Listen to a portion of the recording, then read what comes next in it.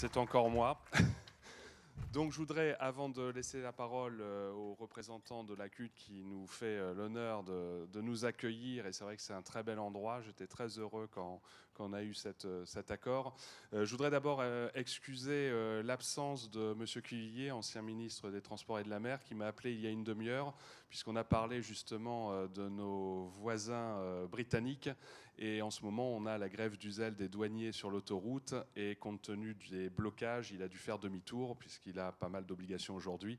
Et est obligé de faire demi-tour sur l'autoroute, puisqu'on a 30 km de bouchons, de camions sur l'autoroute entre Boulogne et Dunkerque, puisqu'il est ancien ministre et maire de Boulogne-sur-Mer. Donc il est vraiment désolé, surtout qu'il m'a assuré que son discours, il l'a préparé cette nuit, il y avait 6 pages. Donc on va gagner un peu de temps. Et il m'a assuré de sa présence pour la deuxième édition, d'autant plus qu'il connaît pas mal d'experts et de membres de l'ULCO et de l'ICITCO, mais beaucoup d'experts puisqu'il les a tous côtoyés au ministère. Donc j'accueille pour représenter M. Vergrit, M. Jean-Yves Frémont, donc, qui est adjoint délégué à l'insertion, au développement économique et touristique, aux affaires portuaires, donc vraiment en plein dans notre thématique, et conseiller communautaire délégué à l'insertion. Merci M. Frémont. Merci beaucoup. Bonjour à tous. Madame la Présidente, je vous salue. Je vous remercie pour le mot que vous avez adressé à notre Président, Patrice Vergrit. Je ne manquerai pas de lui retransmettre. Et je voulais à tous, Mesdames et Messieurs, en vos grades et qualités, Mesdames et Messieurs, vous saluer au nom de Patrice Vergrit. C'est important de vous accueillir. Et je vais vous en dire quelques mots sur cette notion d'accueil. Vous avez parlé du carnaval, Madame la Présidente. On a le droit, quand on est adjoint et conseiller communautaire, d'être dans l'état dans lequel je suis en période de carnaval, c'est-à-dire avoir l'air très fatigué. Du coup, on a le droit d'être malade, mais de donner l'impression qu'on a fait le carnaval aussi. Un doute subsiste. Ça fait partie de nos traditions, ça fait partie de la vie des Dunkerquois. Ça dit que sur un territoire, il y a des personnes. Et ça raconte surtout une histoire qui est très en lien avec ce que nous allons évoquer cet après-midi. C'est que cette histoire de carnaval, c'est avant tout une histoire de pêcheurs qui fêtaient leur départ à Islande et dont les familles accompagnaient ces pêcheurs qui partaient pour des campagnes de plusieurs semaines à plusieurs mois. Et il était d'usage de se grimer pour ces départs éminemment dangereux. Un certain nombre de chapelles nous rappellent sur le territoire que tous n'ont pas survécu à ces campagnes difficiles. Mais ça se faisait dans la joie, parce que c'était déjà l'économie du territoire. Une économie autour de la pêche, ce n'est plus le cas aujourd'hui de la même manière. L'économie pêche, nous souhaitons toujours la maintenir, mais évidemment, l'économie industriello-portuaire a pris le pas là-dessus. Alors, je vous disais, Madame la Présidente, effectivement, que le choix de notre territoire pour venir faire ces échanges et ces débats ne pouvait qu'intéresser, évidemment, Patrice Vergrit, qui est très en pointe sur le sujet. Il y a quelques semaines, nous avons accueilli la 20e édition des Assises de la transition énergétique qui traitait de ces sujets-là, qui sont très prégnants chez nous. Et il convenait effectivement de vous donner l'outil qu'il faut pour travailler dans de bonnes conditions. Vous redire quelques mots sur pourquoi un territoire comme le nôtre est intéressé en particulier par ces questions de nouvelle vision de l'économie et du territoire et dans des logiques de développement durable. Vous dire d'abord que nous sommes sur un polder. Alors ça veut dire quelque chose quand même quand on est sur un polder. Ça veut dire que s'il n'y a pas des adductions très sérieuses avec ce qu'on appelle des watergans chez nous, des canaux qui font échapper l'eau vers la mer, eh ben on est dans l'eau. Voilà. On pense qu'il n'y a que les Hollandais qui sont concernés par le sujet, mais le territoire dunkerquois, pour le coup, est un polder. Il faut s'en souvenir. D'ailleurs, la Deuxième Guerre mondiale nous en a donné un merveilleux exemple.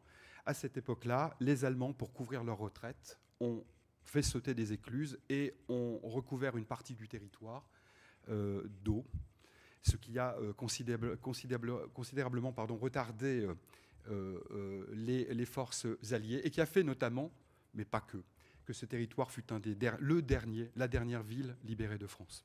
Voilà. Ça me raccroche au cinéma aussi, parce que l'économie du territoire aussi, c'est l'image maintenant du cinéma, et c'est l'image d'un film que vous avez peut-être vu, pour certains d'entre vous, Dunkerque, qui raconte cet exode anglais, et qui est un merveilleux exemple de collaboration entre un territoire un métier, le cinéma, et des activités portuaires. S'il n'y avait pas eu le port sur le territoire pour travailler avec nous sur le déploiement de cet outil, il n'y aurait pas eu ce fameux film. En tout cas, il n'aurait pas été filmé ici, et ça aurait été un peu dommage d'appeler quelque chose Dunkerque, alors que ça ne se tourne pas à Dunkerque.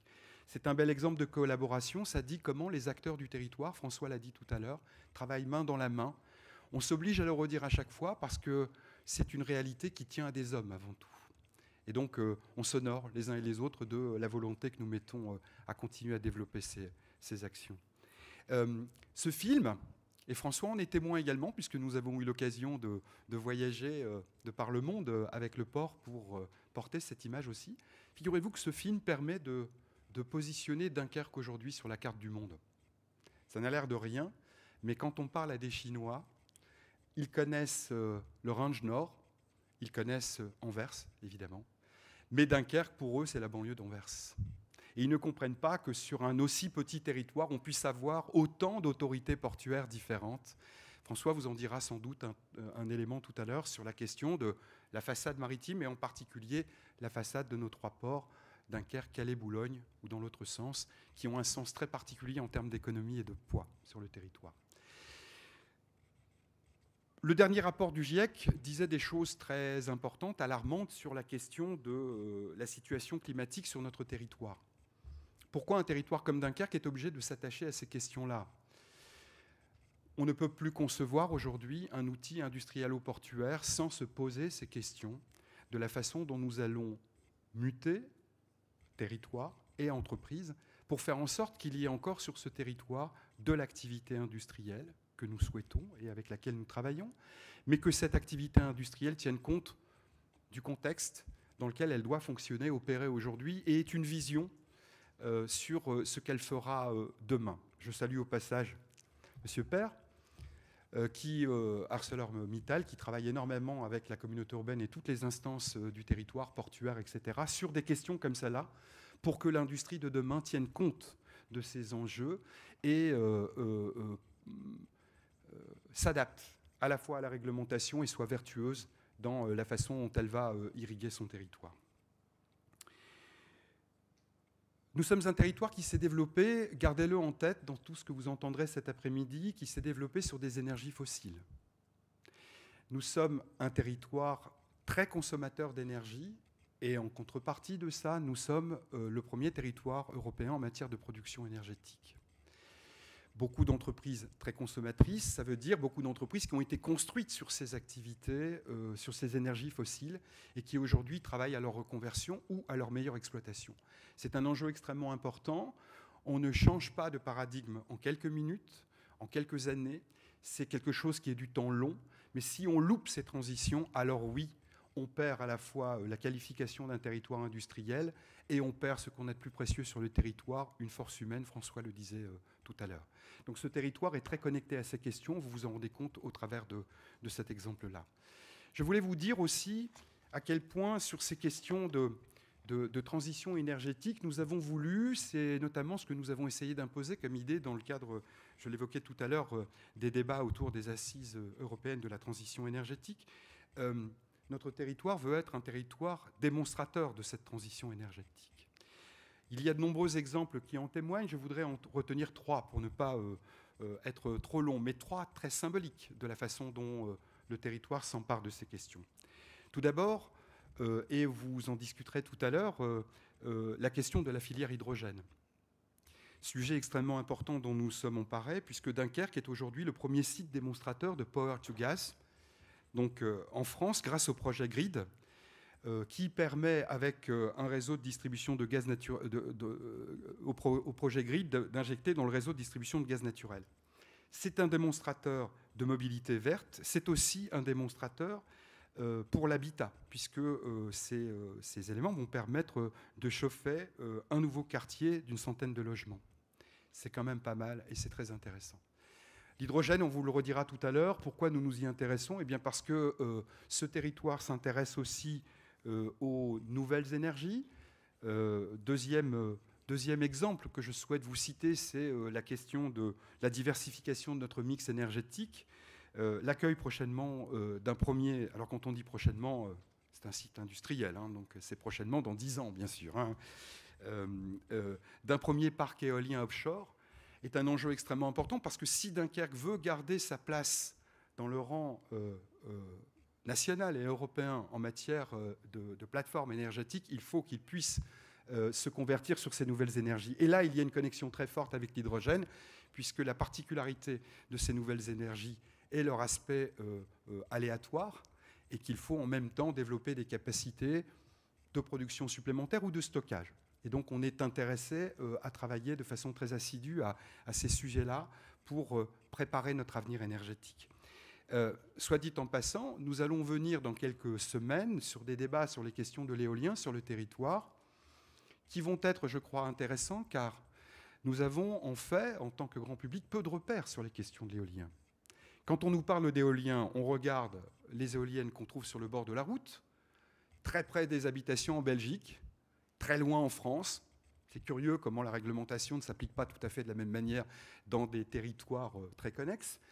Mais on a affaire à des petits objets qui sont déjà des objets assez spectaculaires quand on regarde la technologie et qui seront dans des dimensions autres quand on va parler de ce nouveau démonstrateur, puisque c'est 500 MW qui vont être produits. C'est un site industriel de première catégorie sur 70 km. C'est quelque chose de gigantesque, et la construction d'un truc comme celui-là, c'est pas poser des mâts seulement. C'est régler des problèmes de technologie en pleine mer. Je crois que le président du port, l'autre jour, disait du directoire. C'était pas toi, François, donc tu assumeras pas la paternité. En tout cas, moi, j'assure la transmission. 300 km/h en bout de pale, en cas d'activité massive. Ça vous laisse imaginer que sur des mâts de très grande hauteur, 300 km/h en bout de pale, il faut de la technologie de Formule 1 adaptée avec des outils qui résistent à la corrosion et au vent et à la mer. Donc c'est quand même des objets très particuliers avec un process industriel, il faut le redire. C'est ça aussi les nouvelles énergies sur le territoire. Enfin, un élément assez exemplaire, je crois aussi, sur notre territoire, c'est la question des réseaux de chaleur. Nous avons travaillé et nous sommes aujourd'hui le plus grand réseau de récupération de chaleur industrielle fatale, c'est important de le dire, de France. Ça veut dire que nous récupérons des énergies des chaufferies et nous les redistribuons dans le réseau urbain. Ce qui est quand même très intéressant, puisque ça permet de bonifier ces énergies auprès des industriels qui nous les fournissent, et ça permet d'avoir un meilleur cycle écologique sur le territoire. Voilà le genre de sujet que nous traitons, et tout cela prend corps, évidemment, dans un programme dont on a, à de nombreuses occasions, cité déjà les termes dans le cadre du programme TIGA, où nous allons remettre dans quelques jours. Nous étions lauréats du premier appel à projet, seul territoire des Hauts-de-France lauréat, sur 20 territoires retenus. Cet appel à projet a été étendu. Nous allons remettre bientôt un projet.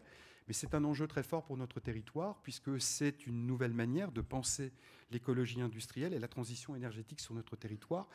Et à nouveau, dans le cadre de ce programme TIGA, et je le remercie au passage, les acteurs, qu'ils soient le port, qu'ils soient les grands industriels du territoire, qu'ils soient le territoire en tant que tel, l'ensemble des acteurs sont connectés sur des sujets comme cela. On y traite de problématiques qui vont de l'eau, en passant par la problématique des énergies, en passant par la problématique des coproduits. Et on essaie de faire en sorte que ce territoire, qui a été construit, qui s'est développé énormément avec des industries enfin des équipements industriels-portuaires, puisse continuer à se développer et garder le rang qu'il a aujourd'hui sur le plan national et international. Donc c'est un immense enjeu que nous allons continuer à développer. Et petite cerise sur le gâteau, si vous avez suivi l'actualité dunkerquoise ces derniers mois, vous n'aurez pas manqué de voir ce que j'oserais appeler, en tout cas mon maire président a le goût de l'appeler comme ça, une sorte de révolution du transport collectif, puisque ce territoire qui décide d'investir et de renouveler son fonctionnement pour faire en sorte que nous ayons du transport collectif gratuit pour tous les usagers du territoire, eh bien, c'est une façon, je crois, de passer d'une écologie punitive à une écologie incitative. Il y a quelque chose d'important là-dedans. Dans le même temps, nous étions sur des débats au rang national sur les questions de comment mettre une taxe carbone, comment mettre une taxe, etc., etc. Le choix qu'a fait le territoire et sur lequel il a beaucoup travaillé est tout à l'inverse. Il est de dire, si on veut que les personnes rentrent dans des dispositifs comme cela, il faut les inciter à le faire et non pas les punir s'ils ne le font pas. C'est donc un choix important pour le territoire, mais c'est aussi un choix qui permet de recréer de la mixité sociale et de la citoyenneté sur le territoire. Et nous en sommes très fiers. En plus d'être un outil, c'est un endroit dans lequel des publics qui n'avaient plus le goût de se croiser se croisent à nouveau. Et ça, je pense que c'est un symbole très important. Ça nous ramène à l'humain, qui est au centre de nos démarches et de nos réflexions, pour qu'ils vivent bien sur ce territoire et qu'ils continuent à vivre. Voilà. Je vous remercie. Je vous souhaite d'excellents débats. Et je vous prie d'excuser ce temps un peu long. Merci. Merci, Monsieur Frémont. Pour tous ceux qui se seraient demandé pourquoi l'université E5T à Dunkerque, je crois que Monsieur Frémont a levé tous les doutes possibles. On a bien compris le lien. Pour clore cette ouverture,